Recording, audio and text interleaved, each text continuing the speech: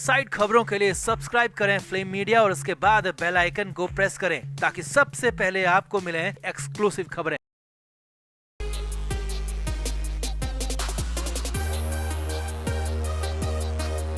तो महाराष्ट्र की महायुति सरकार ने गाय को लेकर बड़ा ऐलान कर दिया है। एक अहम बैठक के बाद सीएम शिंदे और डिप्टी सीएम देवेंद्र फडणवीस ने बड़ा ऐलान किया, जिसके बाद तो विपक्षी पार्टियों में हाय तौबा मच गई। उद्धव ठाकरे और संजय राउत की बोलती बंद हो गई, क्योंकि इन दिनों उद्धव ठाकरे हिंदुत्व को लेकर कुछ ज्यादा ही ज्ञान दे रहे थे। मगर एकनाथ शिंदे सरकार के गाय के ऐलान के बाद तो उद्धव ठाकरे कहीं के नहीं रहे। जो उद्धव ने सपने में भी नहीं सोचा था वो शिंदे सरकार ने करके दिखा दिया। तो आपको भी पूरी खबर दिखाते हैं, आखिर गाय को लेकर महाराष्ट्र सरकार का क्या है बड़ा ऐलान और इस ऐलान से महाविकास आघाड़ी में क्यों मचा है कोहराम, आपको भी दिखाते हैं। आप भी वीडियो को शेयर करें और अपनी राय कमेंट बॉक्स में जरूर दें।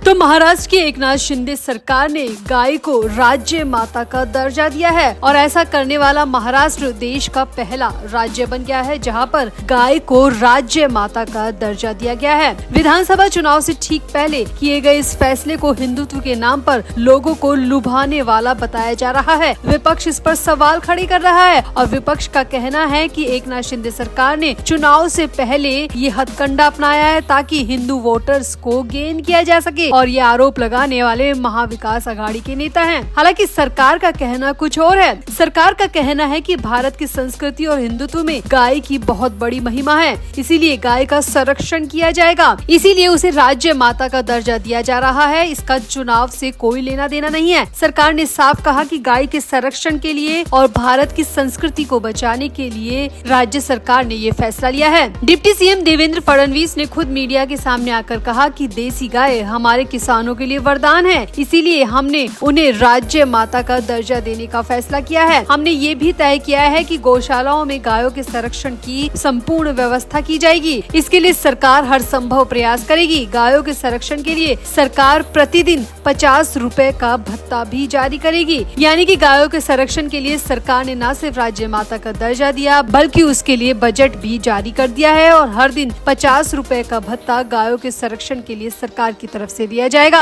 और इस संबंध में राज्य के डेयरी विकास विभाग की ओर से नोटिफिकेशन भी जारी हो गया है, जिसमें कहा गया है कि प्राचीन काल से ही भारत में लोगों की जिंदगी में गायों का अहम स्थान रहा है। इस नोटिफिकेशन में साफ कहा है कि गाय का वैज्ञानिक, धार्मिक और सांस्कृतिक महत्व है, इसीलिए गाय को कामधेनु भी माना जाता है। मराठावाड़ा में गायों की कई देसी नस्लें मौजूद है, जैसे मराठावाड़ा में देवनी और लाल कंधारी। इसके अलावा पश्चिमी महाराष्ट्र में खिल्लर और उत्तरी महाराष्ट्र में डांगी नस्ल की गायें भी हैं। डेयरी विभाग ने अपने आदेश में कहा कि राज्य में तेजी से देसी गायों की नस्ल कम होती जा रही है, इसलिए जरूरी है कि उनका संरक्षण किया जाए और सरकार ने जो गायों को लेकर फैसला लिया है, डेयरी विभाग ने उसका खुले दिल से स्वागत किया है और कहा है कि अब गायों के संरक्षण में जरूर तेजी आएगी। सरकार के इस फैसले के बाद राज्य की गायों की दशा और दिशा सुधरेगी। नोटिफिकेशन में बताया गया है कि ये योजना महाराष्ट्र गौ सेवा आयोग द्वारा ऑनलाइन लागू की जाएगी। हर डिस्ट्रिक्ट में एक जिला गौशाला सत्यापन समिति होगी। 2019 में 20वीं पशु गणना के मुताबिक देसी गायों की संख्या बहुत ज्यादा कम हुई है। इसका आंकड़ा 20% से ज्यादा है, यानी कि 2019 से लेकर 2024 में गायों की संख्या में 20% कमी हुई है, जिसकी सबसे बड़ी वजह है गायों का संरक्षण नहीं होना। और सरकार की इस योजना के बाद सरकार द्वारा गाय को राज्य माता का दर्जा देने के बाद गायों का संरक्षण बेहतरीन तरीके से किया जाएगा। ये सरकार ने अपनी तरफ से दावा किया है और डेयरी विभाग ने भी इस पर अपनी मुहर लगा दी है। यानी कि अब गाय को महाराष्ट्र में राज्य माता का दर्जा मिल चुका है और देश में महाराष्ट्र पहला राज्य ऐसा करने वाला बन चुका है। लेकिन यहाँ पर महाविकास आघाड़ी के नेताओं को कई परेशानियां पैदा हो गई है। महाविकास आघाड़ी के नेताओं ने जो सपने में भी नहीं सोचा वो महायुति सरकार ने करके दिखा दिया। जहाँ एक तरफ उद्धव ठाकरे अपने हिंदुत्व का ढिंडोरा पीट रहे हैं, वहीं शिंदे सरकार ने गाय को राज्य माता का दर्जा देकर सबकी बोलती बंद कर दी। अब ये शिंदे सरकार ने चुनाव से पहले हिंदू वोटर्स को लुभाने के लिए किया है या फिर नहीं, ये तो नहीं पता। लेकिन एक बात जरूर तय है कि इस ऐलान के बाद गायों के संरक्षण में, गायों के विकास में वृद्धि देखने को मिलेगी, ये बिल्कुल तय माना जा रहा है। तो आपको क्या लगता है, क्या महायुति सरकार ने गाय को राज्य माता का दर्जा देकर बिल्कुल सही किया है या फिर महायुति सरकार ने चुनावों में फायदा देखने के लिए ये ऐलान किया है? आप भी अपनी राय कमेंट बॉक्स में जरूर दें और वीडियो को भी शेयर करें।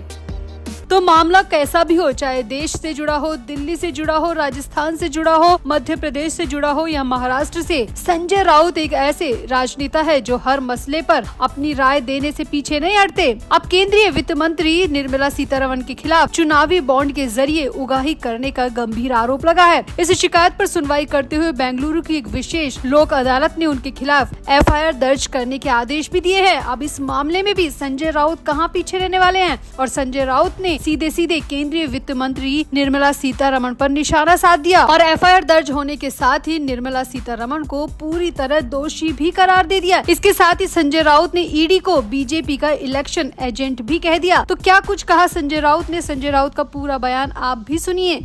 तो शिवसेना UBT नेता संजय राउत ने ED पर निशाना साधते हुए कहा कि ये BJP की इलेक्शन एजेंट है। BJP के खाते में जो पैसा जाता है वो ED के जरिए ही जाता है। ED एक करप्ट संस्था है। इसके आगे संजय राउत ने कहा कि केंद्रीय वित्त मंत्री निर्मला सीतारमण के ऊपर जो मामला दर्ज किया गया है वो क्या है, क्यों है, ये आप भी समझिए। संजय राउत ने कहा कि पैसा अवैध तरीके से जमा किया गया था, जिसे हमारी भाषा में रंगदारी कहा जाता है और निर्मला सीतारमण ने ED के साथ मिलकर यही काम किया है, इसीलिए निर्मला सीतारमण के खिलाफ FIR दर्ज की गई है। संजय राउत ने कहा कि देखिए, ED को टारगेट दिया जाता है कि आप पैसा जमा कर लो। हमारे मामले में भी यही हुआ है। प्रवर्तन निदेशालय के कुछ अधिकारी ऐसे हैं जिनसे सिर्फ यही काम करवाया जाता है और एक ऐसा ही व्यक्ति है जिसका नाम जीतू एलानी है। उसने हमें सबूत भी दिए थे कि वो किस तरीके से ED के लिए काम करता था। हमने SIT की स्थापना भी की थी, लेकिन देवेंद्र फडणवीस के आने के बाद उस SIT को बंद कर दिया। अगर वो SIT उस वक्त जांच करती तो उसी वक्त ED और निर्मला सीतारमण जैसे लोगों की पोल खुल चुकी होती, जो कि अब खुल रही है। संजय राउत ने आगे कहा कि ED धमकाकर पैसा जमा कराती है। एक बड़े अफसर है जिनका नाम सत्य राजेश्वर सिंह है और अब वो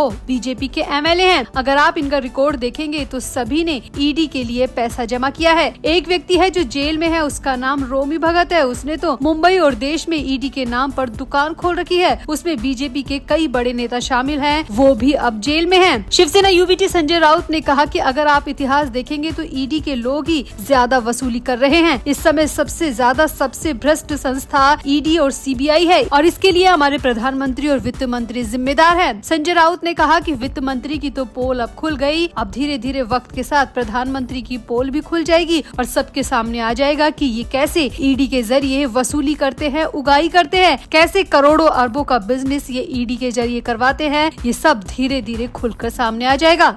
तो यहाँ आपको बता दें कि निर्मला सीतारमण के खिलाफ बेंगलुरु की एक अदालत ने FIR दर्ज करने के आदेश दिए हैं, जिसमें निर्मला सीतारमण के खिलाफ चुनावी बॉन्ड के जरिए उगाही करने का आरोप लगा है और इसी के लिए बेंगलुरु की अदालत ने FIR दर्ज करने के आदेश दिए हैं। हालांकि अभी FIR दर्ज करने के आदेश दिए गए हैं, लेकिन संजय राउत ने तो पूरी तरह निर्मला सीतारमण को कटघरे में खड़ा कर दिया। आरोपी होते हुए सीधे तौर पर दोषी करार दे दिया। बिना जाँच के, बिना किसी सबूत के संजय राउत ने निर्मला सीतारमण को सजा भी सुना दी और दोषी भी करार दे दिया। साथ ही साथ ED पर भी कई गंभीर आरोप लगा दिए। तो आपका क्या कहना है? क्या संजय राउत वाकई में सही कह रहे हैं या फिर वो खुद ED के केस में जेल की हवा काट चुके हैं, इसीलिए उनकी पुरानी भड़ास निकल कर सामने आ रही है? आपका क्या कहना है? आप भी अपनी राय कमेंट बॉक्स में जरूर दें और वीडियो को भी शेयर करें।